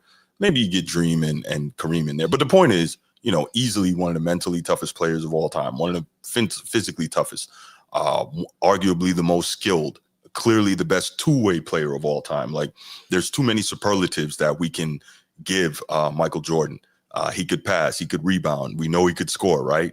So all of these things, there really was no weakness to Michael Jordan's game. Now, I know a lot of the younger fans are going to say, well, he couldn't shoot the three, but Michael Jordan was, pretty much an average three-point shooter, for the era that he played in. So we got to look at it that way instead of measuring it through today's lens of three-point shooters, right? He was right there as an average three-point shooter in his era, percentage-wise. So you got that. And then also, as we know, the game was played inside out back then, not outside in like it is now. So we can't, again, we got to stop looking at things through today's lens when we look at the past. That doesn't make a whole lot of sense. So anyway, Michael Jordan, the superlatives can go on without end, right? Anyway, this is not about that. But I'll say part of the reason that he was who he was his mentality. The guy was an absolute psychopath, whether it was with himself, whether it was with his teammates, whether it was with his opposition. And all of that led to the incredible success he had and all of the things he was able to achieve on and off the court, right? Because he was a total freaking nut job, obsessed with winning and being the best in everything, right? And he would do Yeah, you're absolutely right, Nino. No, he was sick, like seriously. I'm pretty sure I've told the story on this show before. David Robinson talks about it when those guys were with the Dream Team. So that's part of the reason that Mike loved to gamble so much, right? He had some obsession with competition. And Mike, his obsession with competition was to the point of like cheating. So when they were on the Dream Team, I don't know if it was when they got to Spain or whatever, but Michael Jordan was trying to get David Robinson to bet on whose bags came out of the baggage carousel from under the plane first. And later on, people were finding out that, Jordan was like paying the bag boys behind everybody's back, like to bring his bags out first. Like, so yes, that is sick. Like there's something wrong with this dude. There's no reason for that. But the point is, like, he had to have competition in everything at all costs, whether it was golf or whether it was gambling or whether it was basketball, whatever it was. He's just obsessed with the feeling of competition. And the all-time greats, they're all like that. Again, and I always point to the same crop of guys, whether it's your Kobe's, whether it's your Isaiah's, whether it's your, Olajuwons and Bird and Magic, like all those guys, the stories that you hear and the stuff that they tell you is all about winning, the obsession with competition. So, Mike was just wired very, very differently, right? And I'll tell you, we saw it to some extent when he became an owner. He just wasn't any good at doing that, right? He wasn't good at dealing with personnel. He wasn't good at any of that. So, like, that was the thing. He wanted to win, and it was killing him that he wasn't winning, but he just didn't know how from an ownership perspective. So anyway, I guess he was asked at some point, I don't know if it was recently or not, but I just saw the article like yesterday. He was asked about whether or not he would make a good coach and what he thought about that. And while I don't have sound, I'll put I'll put it up here. I'll put the quotes and then I'll read them to you. So he was asked about how he think he would do as a coach. So he says, quote, "I have no patience for coaching," unquote. The Chicago Bulls icon said, quote, "My biggest problem from a competitive standpoint," you notice he always uses the words competitive. Anyway, "from a competitive standpoint is the focus of today's athlete and the focus of when I saw the game and how I pursued the game. It changes and it's totally different. So for me to ask an individual to focus on the game the way I played the game, in some ways, it'll be unfair to that kid to have to do that. And if he didn't do it, no telling where my emotions would be," unquote. Quote, "I don't think I would have the patience for it. So in essence, coaching is something I never really felt I could do from an emotional standpoint because I'm much different and I have a different perspective about things than what the kids do today," unquote, MJ said. So I like that a lot, right? That shows that at the very least, Michael Jordan understands who he is and why he was the way he was, right? He gets it. And so I have a lot of respect for that because, you hear about why the all-time greats often don't make great coaches. And part of that is because they can't understand why the guys can't do what they could do, which is weird, right? Because when they were playing, they knew that other guys couldn't do what they could do. But as coaches, I guess their assumption is if you work hard enough, you can do it. But it doesn't matter how hard I work. I will never be able to do the things that Michael Jordan and so many others could do, right? Even if I want to choose a small guard, right? I'm 6 feet tall. So let's just say, even when I was younger, at my absolute best, no matter how hard I worked, I was never going to be able to do what Tim Hardaway or Isaiah Thomas or Allen Iverson could do. I just couldn't because there is a limit on the skill that I have, right? Everybody in life has different things that they're blessed with, and there's a limit on certain things they can do. There's this whole business of if you work hard enough, you can achieve anything. Yeah, that's not true. It's just not true. People have different talents, and that is what it is, and there's nothing wrong with that. So anyway, Michael Jordan acknowledges that he wouldn't be able to do that, and it's funny because he talks about that, and he's saying it like the perspective and what these young cats today focus on, right? And this is something I've talked about many times on this show, is like the focus now is building a brand, having a brand, right? When Michael Jordan and these guys were playing, the focus was master your craft and it will build your brand for you. But now everything is, you got to have a brand. You got to have this amount of social media followers and this amount of engagement, right? So you might not even need to be good at what you're doing, but what advertisers and endorsers and so on, they'll see like, oh, damn, the Format Podcast got 1 million subscribers. Hey, we need 1 million subscribers, y'all. So whoever you know, man, share the pod. Anyway, though, but they might see the Format Podcast got 1 million subscribers. It might be a trash podcast, but for whatever reason, a lot of people are watching it. So guess what? The advertisers will jump on it, even though the product is not great, simply because it has those number of eyes on it, right? Because it has a brand. And so where this is something that I really had to learn, and I probably figured this out over like the last year or so, not just with this podcast, but in this life and generation period, it's something I had to learn that at the end of the day, what happens is this: if you build a brand and people see that, they'll jump on you and they'll think that what you're doing is great, even if it's not. So it's just kind of crazy. Like Jake Paul, he has a brand. He's a super YouTuber, and now he's got this brand as a YouTuber turned boxer. But is he that great at either one? Like his videos, I wondered, like, what is the big deal? Like, what made this dude blow up? And so I went and checked, and I'm like, what is this? But anyway, this is not about hating on Jake Paul. It's just like he built the brand, and that allowed him to do something that theoretically he shouldn't have been able to do the way he's doing it. But so, the focus that Jordan is talking about with these kids is building a brand or doing all the high flying stuff. When Jordan, when he played, he had to understand, like, it's about fundamentals. It's about getting the game right. It's about doing the right things, right? How many players do you know that if they knew they had the incredible scoring ability that Jordan did, would stay 3 years in college today and allow a coach to coach them hard, make them really defend, and make them, grind away on all the fundamentals? How many, right? Even though Kobe didn't go to college, what did he do? He learned from all the greats. He was always asking them questions, always, trying to figure out what made them great, asking for tutelage and working at the fundamentals, at the basics, and then building on those to get great. Most of the players that we see today that are quote unquote great, they're not great with the fundamentals. They haven't mastered all that. They want to jump straight to the fancy stuff. And the fancy stuff only comes if you have a strong foundation, right? You can't build a mansion on toothpicks, right? You can't, because it'll collapse. You have to have a strong foundation. And I think Michael Jordan acknowledges this and understands it, that he himself would not be able to deal with today's players and everything that comes with them, because he's like, yo, where is your focus on becoming great? Where is your focus on team? Where is your focus on winning?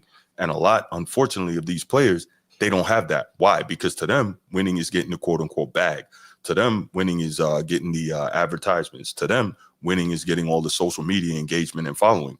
And for Michael Jordan, it wasn't that. Now, that said, there wasn't no social media when he was at his peak and all that, right? When he was playing. But still, the premise is there. His focus wasn't on getting the most commercials or all that, because he knew that if I dominate on the floor, all that stuff is going to come anyway. And so there needs to be a shift in mentality among these modern players. But I guess if the sources of the money keeps providing the money the way they're providing it before these players have proven themselves, why are they going to focus on mastering their craft? They're just not built that way. Steven Jackson had some commentary about Michael Jordan when he was playing with the Charlotte, I guess it was the Bobcats at the time.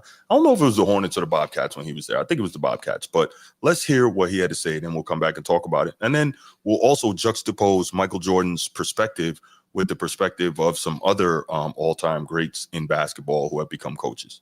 Man, let me tell you what happened. So I was playing in Charlotte, right?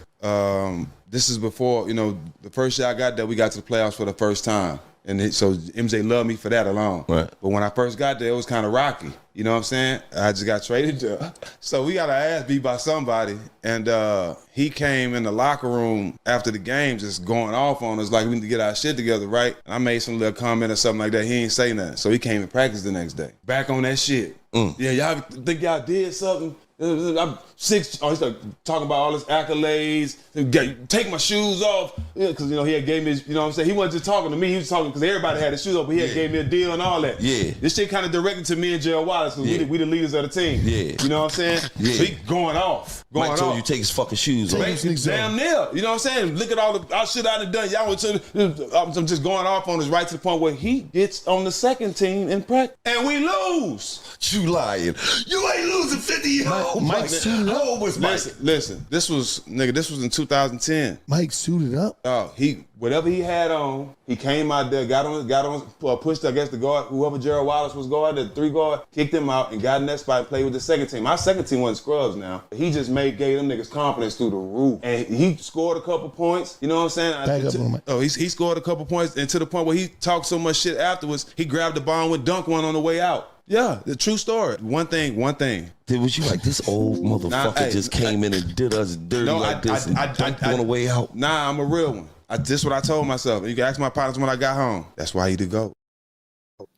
So that's the story of the type of mindset that Michael Jordan had, right? But the thing is, you can't do that every time as a coach, right? You can't always, suit up and go out there and outplay your team.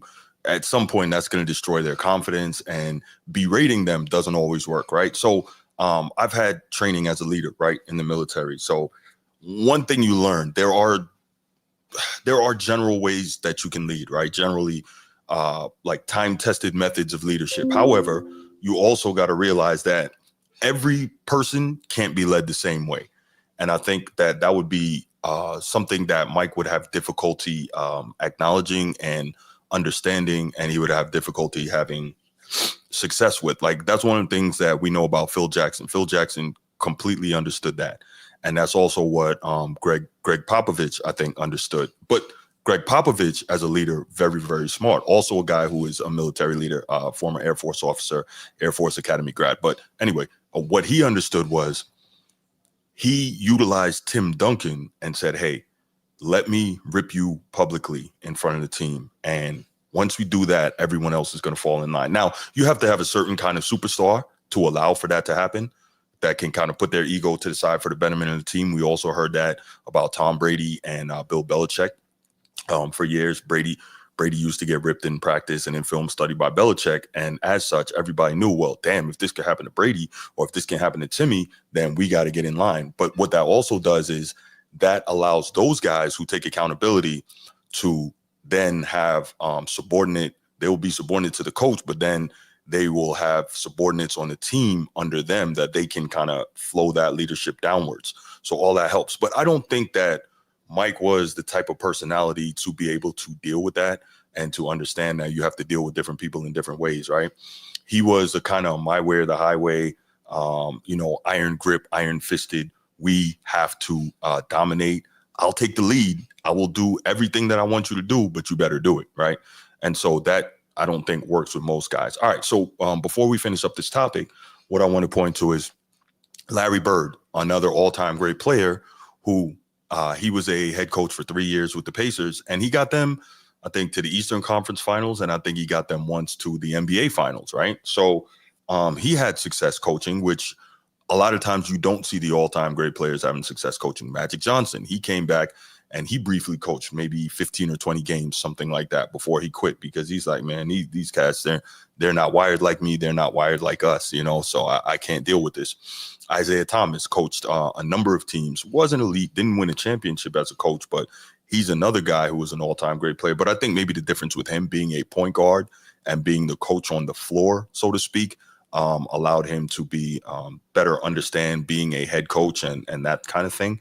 So, and then Jerry West, who was head coach of the Lakers for a few years when he was done playing before he moved into the front office, and he had a lot of difficulty because, being a psycho competitor, but not being able to physically have anything to do with the wins or losses, that probably would really eat at you as a coach when you were a former player. So just very interesting. And this was something I wanted to get on here and talk about. And it just shows, man, the mentality that makes Michael different. And, the guys from that era different from the guys from today. And it just wouldn't work. So, yeah, we got all that. I'm going to open up the phone lines real quick. I'll take one, maybe two calls if we got it. Just kind of want to hear if anyone has any thoughts on Michael Jordan and his perspective on why he couldn't be a good coach today. 904-219-8264, 904-219-8264. While we're waiting for that, let's look at one of these chats. Kevin James says 95% of former players that have become coaches were role players. The greats don't have pick. Yeah, for laziness, sloppiness, not striving for perfection. Absolutely. Like, for instance, we look at Pat Riley, right? One of the greatest coaches of all time. Five-time champion as a head coach. And I think he was a champion as a player with the Lakers as well. And then multiple-time champion, three-time champion as an executive. So, yeah, no, Pat Riley, all-time great. And this is a guy who was He was a player as well, but to that point, Kevin Jones, he was a role player, so totally get it. Steve Kerr, what has he got now? 9 championships, 7? He's got, 5 as a player and 4 as a coach, so he's got 9 championships as well. So that's another guy, role player. So, I totally get it. That's a great point. That's a great point. Yeah, the all-time greats do have difficulty with, dealing with players who are lazy, sloppy, and not striving for greatness. So, yep, totally get it. All right, that was a good topic. I like that one. Don't think I will be getting any calls on that. So, again, I am going to move right along to the final topic of the day. Well, let's see. We got a comment on that. Nino says, I don't think MJ could coach in any era. I don't think that's true. I think he could coach back in the day because players respected coaches back then.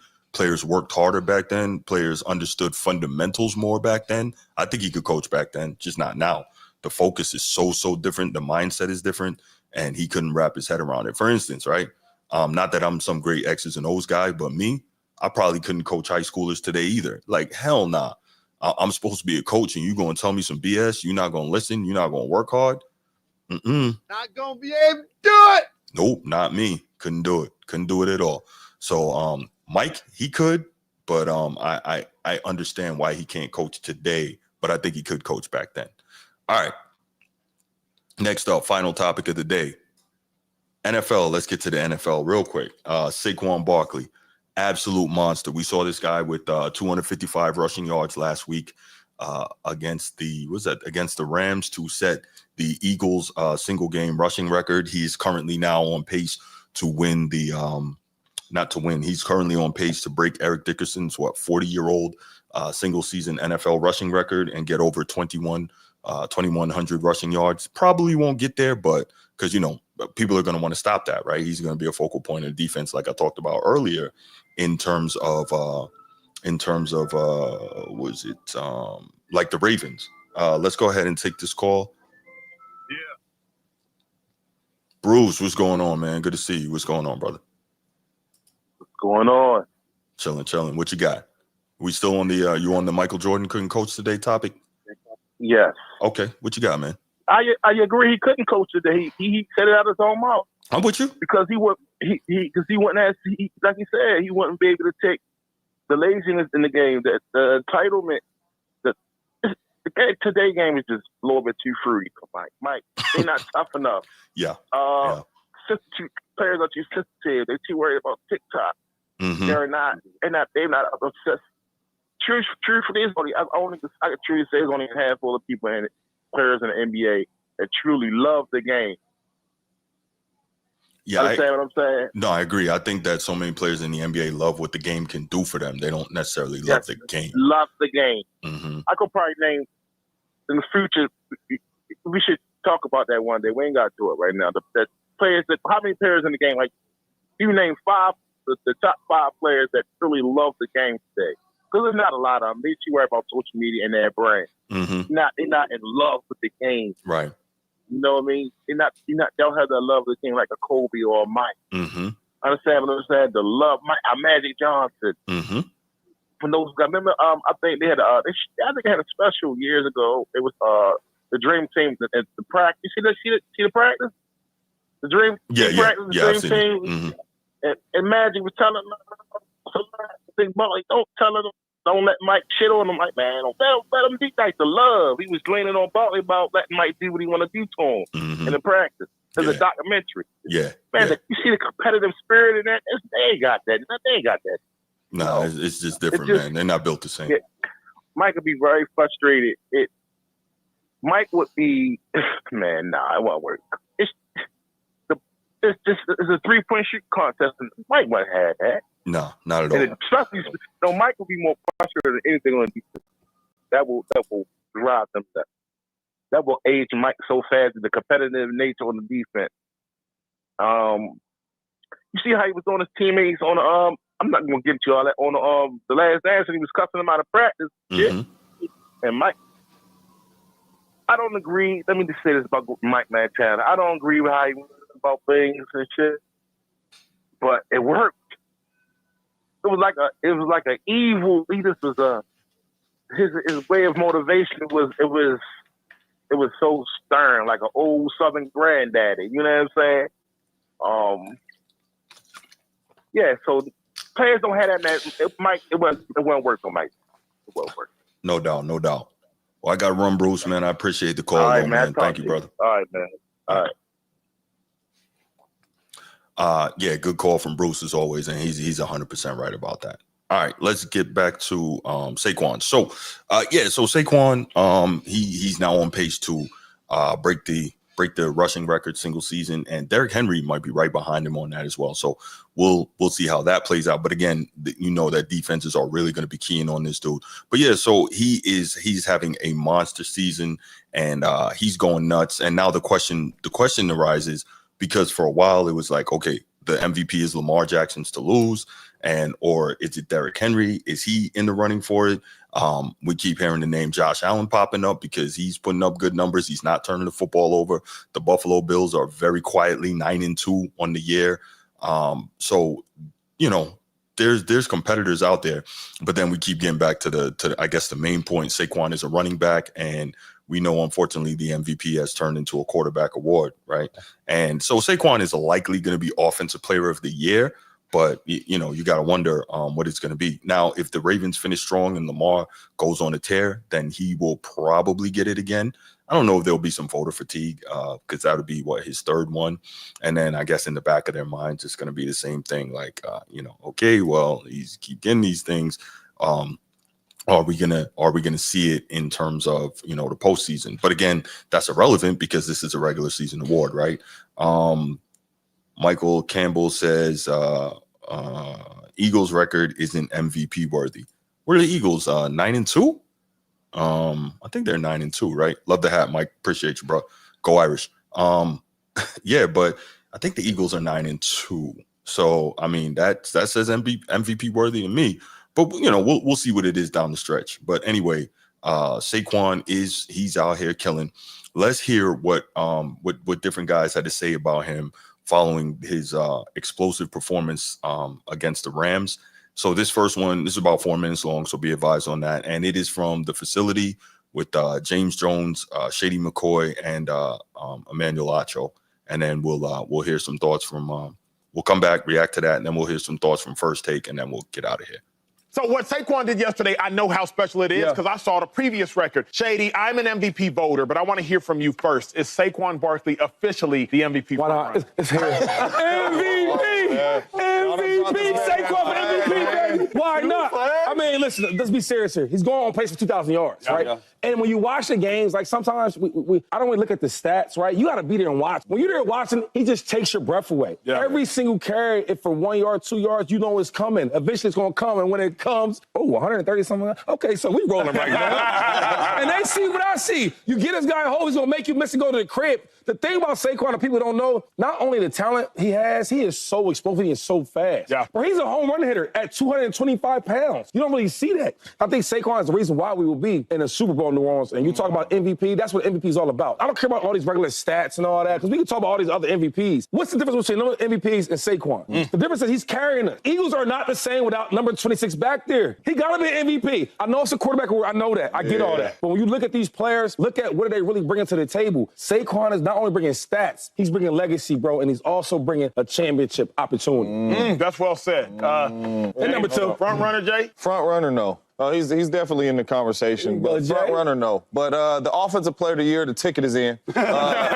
Even if they said, Saquon, you resting the whole year, the ticket is in, right? Saquon Barkley's the Offensive Player of the Year. He's the perfect piece to the Philadelphia Eagles. He's the perfect complement to Jalen Hurts. He's the perfect complement to A.J. Brown. I know Smitty didn't play yesterday, but he's the perfect complement to Smitty. He is the perfect complement to this football team. Offensive Player of the Year. My man is on pace, like y'all said, for 2,100 yards. But not only that, like, my main thing is when you get into these MVP conversations, when you play really good football teams and you play teams that are supposed to be legit, right? And I'm not saying the Rams is legit, but the Eagles have played some good teams. every time they take the football field, you know who the best player on the field is. Yeah. Come on now. And that is clear. Wild. That is clear as day. Now. And the best player on the field is Saquon Barkley. So he's definitely in the conversation. Obviously, we know it's a quarterback award. If Josh Allen keep doing what he's doing, if Lamar keep doing what he's doing, it's going to be one of them. But Saquon Barkley, what he's doing right now, making everybody around him better because that's what the quarterbacks do. Yeah. They make everybody around them better. Saquon Barkley is making everybody around him better, from the quarterbacks to the wideouts to the O-line. Because, and I know y'all want to talk about, and I didn't play running back, but I know y'all want to talk about he ain't touched until 600 yards down. It's a lot of these runs that he's cutting all the way back that some running backs that I know will run right there and get 3 yards. Division. You know what I'm saying? And Saquon is seeing this and cutting this stuff back and turning these 5-yard runs into home run runs. It's special, man. But he's definitely in the conversation. Offensive Player of the Year for sure. I can't say MVP front run. As an MVP voter, I'll make it very simple. If Saquon Barkley breaks the 40-year-old Eric Dickerson rushing record of 2,100 yards, Saquon Barkley will win MVP. Barring someone else breaking a record. Saquon Barkley's on pace for 2,150 yards. If you can break a NFL record, the NFL's been around for 70 years. If you can break an NFL record, and if you can break Eric Dickerson's record over the last 40 years, he is the MVP. It is simple as that. When you watch Saquon Barkley, and I have the pleasure of watching him in person, it's like going to one of those high school games where there's a 5-star recruit on the field, and that one parent leans up to you and says, you know he's committed to Georgia, right? You know they're committed to Texas. You know they're committed to Missouri. And it's like, oh, now it all makes sense. They're on a different level than everybody else. With that being said, if Saquon Barkley continues this trajectory, he had more scrimmage yards yesterday than 8 NFL teams. 8 NFL teams, y'all. Currently, he has the 3rd most yards per carry. Shady will love this stat. 3rd most yards per carry in the history of the NFL with a minimum of 200 attempts on the season. 6 point. Jim Brown, Jamal Charles, and then Saquon Barkley. Saquon isn't just in the MVP conversation. If he breaks the record, he will have my vote. I can't speak for all voters, but he will have my vote. It's as simple as that. All right, so there you heard it. So Michael, that was it in terms of when you said you got to knock off a legendary player stat.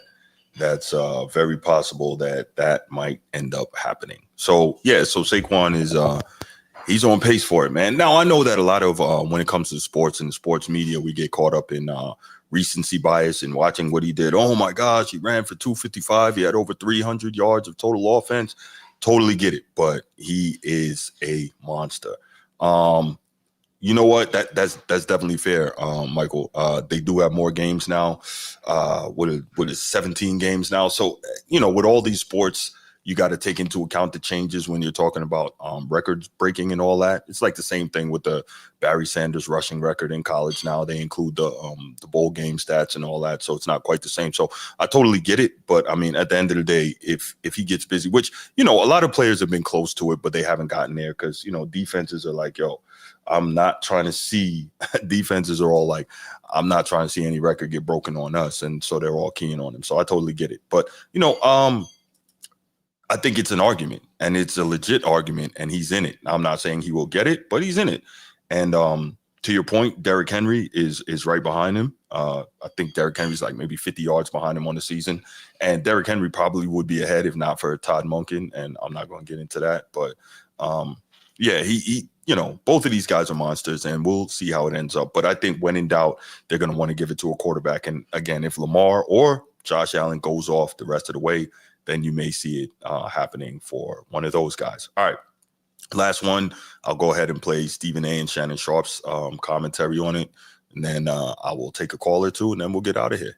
Right now, I think he should be right there atop with Josh Allen. It's a pick'em race as far as I'm concerned. I've got Lamar Jackson lower than them. Right now, you've got 4 losses and 2-2, the 2 last place teams in the National Football League. You're not even in first place in your own division, so I'm not going to give that to you, whereas we can't say the same thing about Josh Allen. But when you look at what the Philadelphia Eagles have been doing, when you look at the kind of impact that Saquon Barkley has had, there's no denying that he should be right there with Josh Allen leading the way for league MVP honors. I mean, he's the leading rusher and one of the leading rushers in the NFL, certainly leading in yards per carry, the touchdowns, the yards from scrimmage, every single category that you can pick for a running back, he's at or right there behind the top spot He's been absolutely sensational, and he's made things a lot easier for Jalen Hurts. They won last night without Devontae Smith. We just have to make sure that we spend time giving credit to the Eagles defense, who've held 7 consecutive opponents in this winning streak that they've been on to under 300 total yards. So I got to give credit where credit is due to the defense as well. But Saquon Barkley has been absolutely positively nothing short of sensational. And him and Josh Allen, as far as I'm concerned right now, it's a pick 'em. It's nip and tuck. Shay? Stephen A., I can't say that I disagree with you. He definitely ran himself smack dab into the MVP conversation. Now he's on pace to rush for 2,151 yards. If he runs for over 2,100 yards and break Eric Dickerson's long-standing record, he absolutely deserves the MVP. And no player has had a bigger impact on his team than what Saquon Barkley has had on the Philadelphia Eagles. And we know just 2 years ago, Teddy and Stephen A., they went to the Super Bowl. This team is a better team. They're better equipped because of Saquon, because they have a running back that can hit his head on the goalpost from anywhere on the football field. He can catch it, he can run it, he's always that threat. And Stephen A., you're absolutely right. Vic Fangio has this defense playing outstanding. Their front four, now they did take a blow last night with Brandon Graham being out, but they can get after you and they get that offense right back on the field, and they put 37 on the board without Devontae Smith. But when you look at Saquon and you look at what he's meant to this offense, it's game in and it's game out. His imprint has been on every single game. He ran himself right back to the top of the leaderboard in the MVP discussion. And if you go back and look at it, it's showing you just how valuable the running back position is. You look at Derrick Henry, you look at a Joe Mixon, you look at a Aaron Jones, you look at Chuba Hubbard. The running back has had a resurgence because teams are giving them opportunities to put their thumbprint on the game. But Saquon Barkley has been the biggest difference in the Philadelphia Eagles. Yes, they're playing better defensively. Absolutely. But when you look at this offense and they can score from anywhere on the field, the thing is, can they stay healthy? We see A.J. Brown has been nicked. We see Devontae's been nicked, and they've been in and out of the lineup with that offensive line. But if Saquon and Hurts stay healthy and they can keep this team healthy, I want to see that matchup, them and the Lions. They are for real. The Eagles are legit. All right, so a lot of good stuff about Saquon, and pretty much not much more I can say other than that. But he is, I don't know if he has put himself to the top of the leaderboard for the MVP race, but he's definitely up there. It might be pretty tight at the top. Yeah, no, you're absolutely right, Michael. Derrick Henry can pass him in one game, and we'll see if that happens. Matter of fact, we got Baltimore and Philly this weekend, right? So we'll see what happens. And it might happen because Baltimore's got a better run defense than Philadelphia does. So we shall see. And still a lot of football games left, right? 5 or 6 games left this season. So I am looking forward to it. I'm looking forward to seeing how it plays out, because you got, no one's really talking about Derrick Henry, but he's right there as well. I think, again, it was just the kind of spectacular nature of the way Saquon did it the other night that's got everybody up in arms about his opportunity to become the MVP. So you got a Saquon, you got a Derrick Henry, you got a Lamar Jackson, you got a Josh Allen. You have guys in the running. So I don't know if he's definitively the front runner, but again, if he breaks that record, then he'll probably get it. Like, you can't ignore that. But he's also got a good chance to be Offensive Player of the Year. But then if he could be Offensive Player of the Year, to your point, Derrick Henry could be Offensive Player of the Year. So I am going to leave it right there. I will put the number in the chat. I'll take 1 or 2 more calls if anybody's interested in calling in to speak on that. All right, Michael, man, happy Thanksgiving to you too as well. Go Irish, man. Enjoy the game. We should smack around USC on Saturday afternoon. But yeah, if anybody wants to give a call and give their thoughts on Saquon and whether or not he can become the MVP, I'll wait a minute here. If not, I will get out of here, go about my business. I'll say this. If anybody's in the chat, you haven't already, please click that like and subscribe button and make sure you share the show out to other people. The share button is powerful. Let's get us further and further into the YouTube algorithm so it can push out to more people and help the show grow. Working on getting membership set up. So we'll see about that in the future. Hopefully in the next couple weeks here. We'll see. But yeah, working on getting that set up. So yeah. Just trying to do some things and trying to continue to have the show grow. I appreciate all of you who were here with me this morning at an unusual time. Saw some of my usual people, saw some other faces. So I appreciate all of that. And for everybody else, man, just have a safe and happy Thanksgiving. Enjoy yourselves with your friends, with your family, whoever it is that you may spend this holiday with. So looks like I'm not going to get any calls on this topic. I will leave it at that. Again, we're out. Be safe. Have a wonderful Thanksgiving, and we'll be back with you on Saturday. Peace.